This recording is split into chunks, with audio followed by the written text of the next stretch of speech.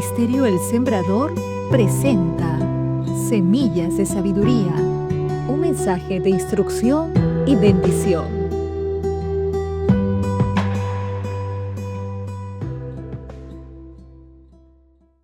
Hola amigos y hermanos, bienvenidos a este espacio promovido por el Ministerio Adventista El Sembrador. La reflexión que quiero compartir con ustedes tiene el propósito de responder las siguientes preguntas.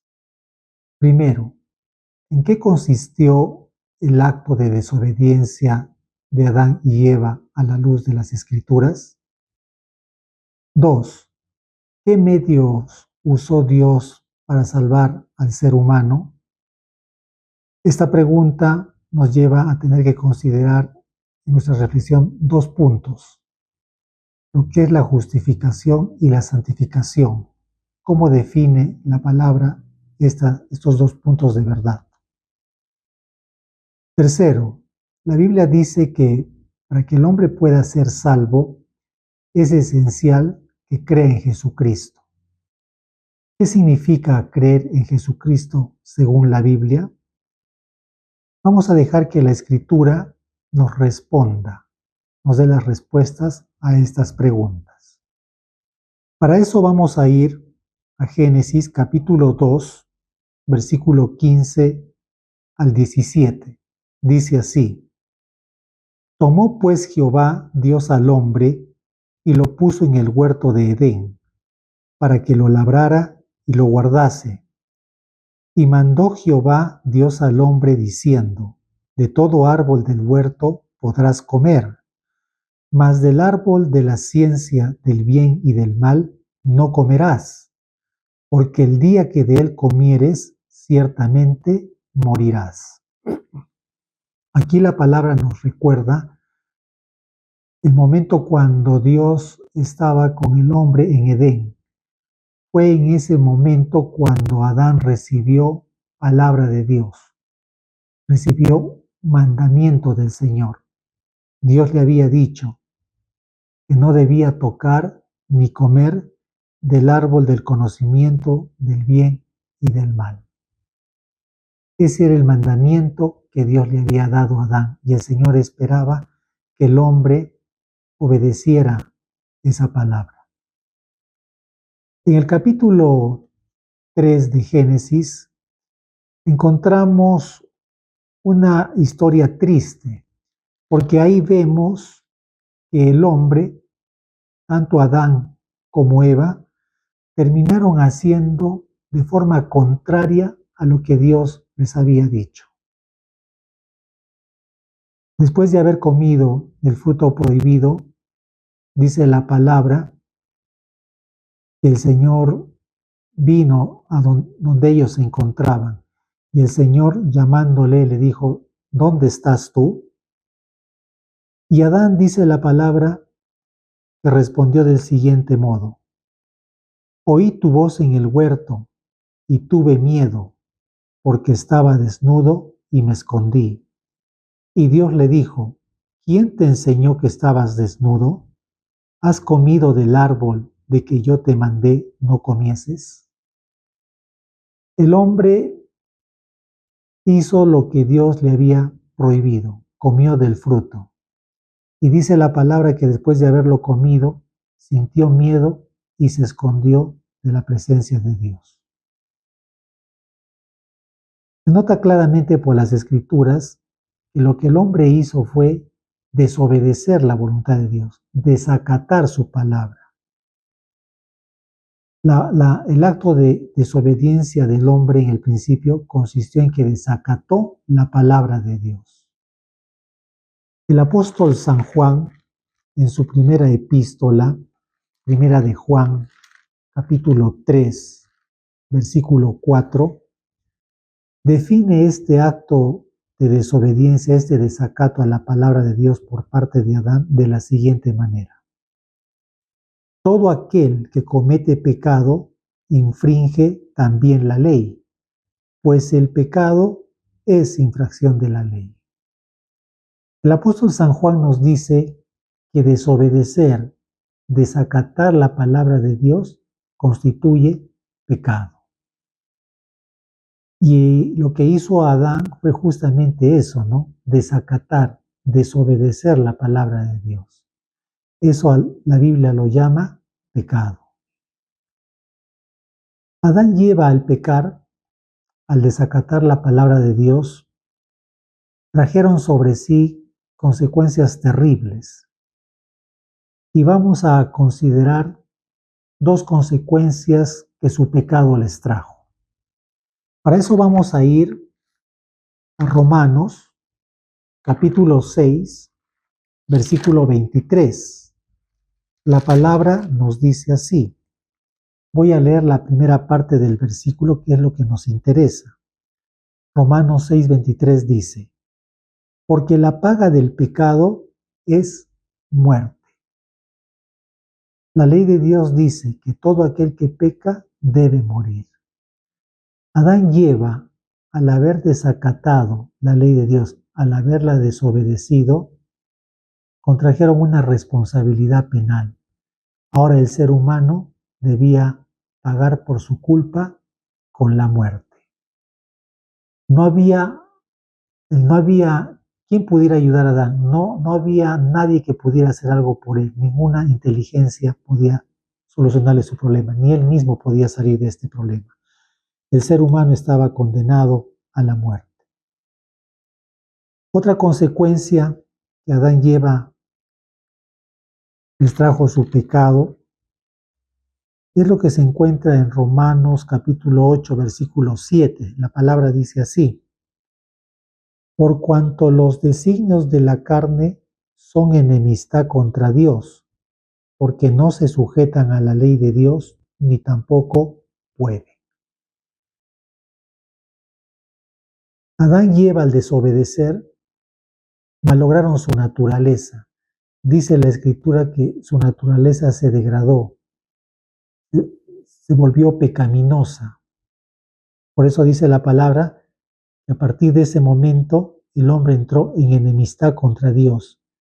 Ya no quería sujetarse a la ley de Dios, ni tampoco podía. Por su desobediencia, por su pecado, su naturaleza se puso en contra de la voluntad de Dios. Y esto lo único que provocaba era aumentar el desagrado de Dios y que aumentara su condenación. Después de que Adán y Eva pecaron, dice la Escritura que la deidad, el Padre, el Hijo y el Espíritu Santo se reunieron. Había solamente dos opciones: dejar que el ser humano pagara por su culpa o buscar la manera de poder rescatar y salvar al hombre que había pecado. La palabra dice que en ese momento salió a relucir un plan de salvación que Dios había elaborado desde antes de la fundación del mundo como una previsión en caso de que el hombre cayera en pecado. Fue entonces cuando el Hijo de Dios se comprometió a ejecutar el plan de salvación para rescatar al hombre del pecado. Para esto era esencial que Jesús viniera a la tierra tomando la naturaleza humana. En la persona de Jesús encontramos dos naturalezas, una divina y una humana. En su naturaleza divina Jesús sigue siendo Dios y en su naturaleza humana es plenamente hombre. Con su naturaleza humana, lo que Jesús haría sería tomar el lugar del hombre, cargar con su culpa y pagar por su pecado. Y al derramar su sangre estaría pagando el precio por su rescate. Con su naturaleza divina, lo que el cielo estaba haciendo era proveer la vida que permitiría restaurar al hombre y volverlo a su estado original. Jesús, con su muerte en la cruz, obró nuestra salvación, ganó la salvación, y ahora esa salvación se nos ofrece gratuitamente.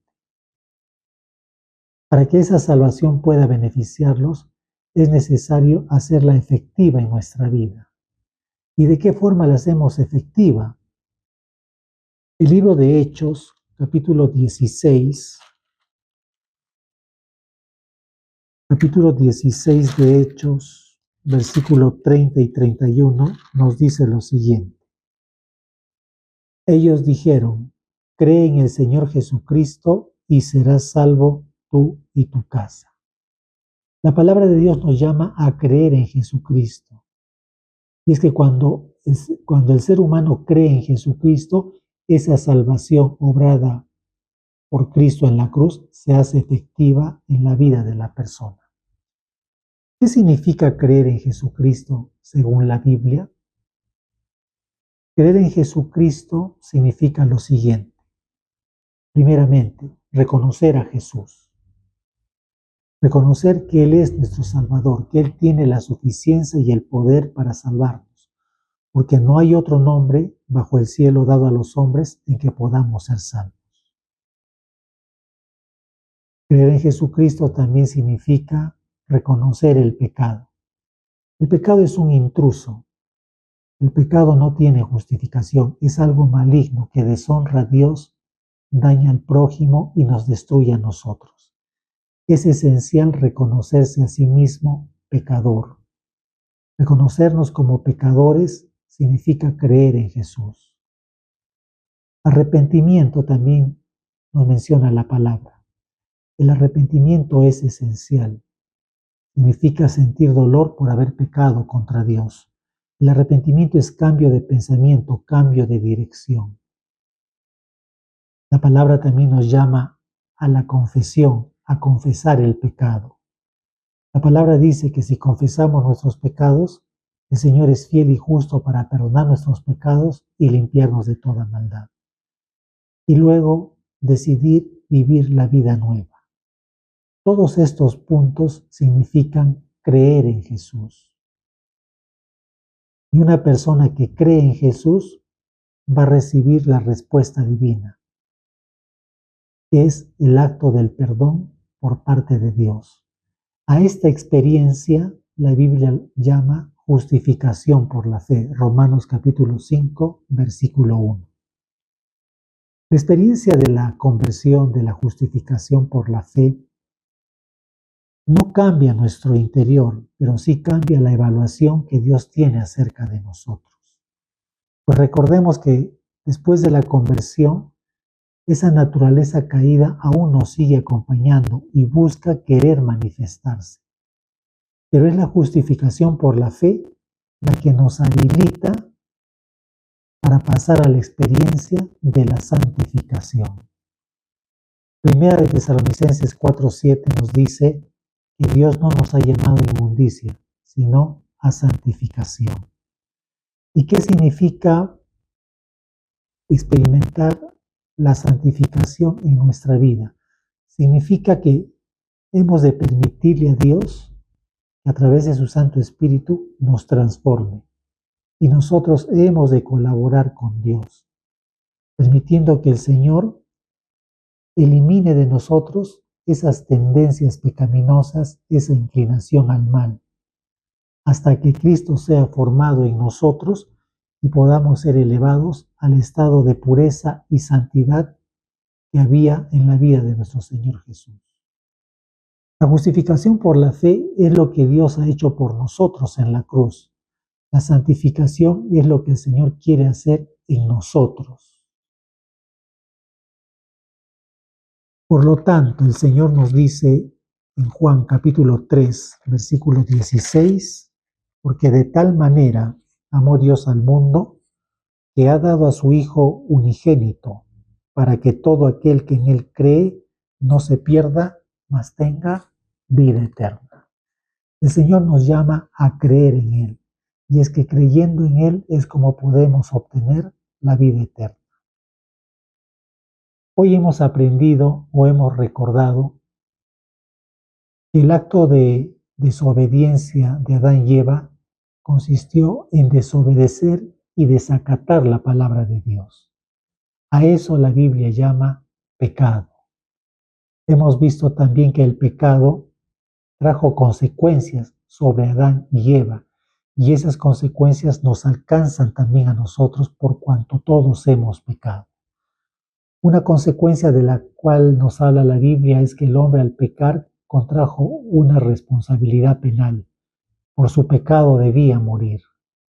Y hemos visto también que otra consecuencia fue que su naturaleza se pervirtió, se degradó, se tornó pecaminosa. Y esto hace que nuestra más urgente necesidad sea la de un Salvador. Y el Señor señaló a Jesucristo como el medio para nuestra salvación. Y Jesucristo tuvo que tomar nuestra naturaleza para tomar nuestro lugar, cargar con nuestra culpa y pagar por nuestro pecado en la cruz. De esa manera Él ha obrado nuestra salvación y la ha hecho efectiva. Es esencial para que los beneficios de esta salvación nos alcancen que tengamos que creer en Jesús. Y hemos visto que creer en Jesús es reconocerlo y aceptarlo como Salvador. Reconocernos como pecadores, arrepentirnos y confesar el pecado y levantarnos para andar en nueva vida. Hemos visto que la justificación lo que hace es habilitarnos para comenzar la experiencia de la santificación. Y en la experiencia de la santificación, lo que el Señor hace es transformar nuestro hombre interior. Por su gracia y con nuestra colaboración, eliminar toda esa inclinación y esas tendencias al mal. Que Cristo sea formado en nuestro ser hasta que lleguemos a la pureza y la santidad que se vio en la vida del Señor Jesús. Es esencial pasar por estas dos experiencias, porque en esas dos experiencias alcanzamos la idoneidad para el reino de los cielos. Cuando Cristo venga, Él espera verse reflejado en nosotros. En Efesios capítulo 5, versículo 25, la Escritura nos dice así, voy a leer Efesios capítulo 5, versículos 25. Dice, maridos, amad a vuestras mujeres, así como Cristo amó a la iglesia y se entregó a sí mismo por ella, para santificarla, habiéndola purificado en el lavamiento del agua por la palabra, a fin de presentársela a sí mismo una iglesia gloriosa que no tuviese mancha, ni arruga, ni cosa semejante, sino que fuese santa y sin mancha. Ese es el estado al que el Señor quiere llevarnos. Para eso es esencial creer en Jesucristo. Esta reflexión puede ayudarnos en nuestra vida espiritual. Quiero ahora invitarte a que te unas a nuestro canal, a que te suscribas, que compartas nuestras publicaciones y de esa manera juntos podremos estar cumpliendo con la misión de Cristo, llevando fe, esperanza y amor a quien más lo necesita. Hasta la próxima.